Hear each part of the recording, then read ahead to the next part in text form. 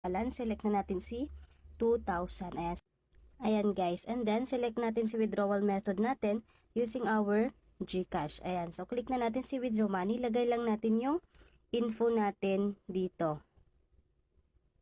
Ayan.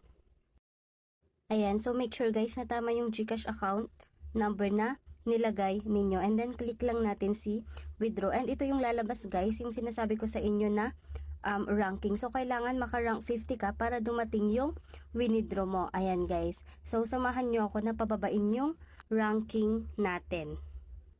Ayan guys. So, since current ranking ko is 51 and meron naman tayong na-invite dito. So, dagyo na natin and rank 50 na tayo. So, pwede na natin siyang i-withdraw. Ayan. So, as you can see guys, withdrawing na siya. So, aantayin na lang natin siya na dumating.